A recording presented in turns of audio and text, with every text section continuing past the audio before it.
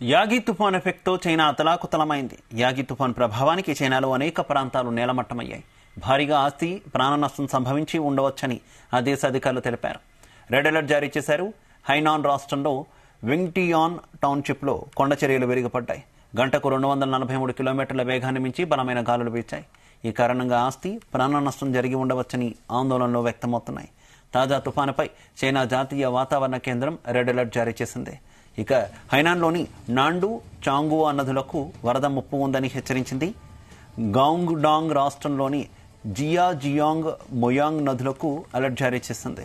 ఇక ముందస్తు జాగ్రత్త చర్యల్లో భాగంగా గాంగ్డాంగ్లో 5 సురక్షిత ప్రాంతాలను తరలించారు.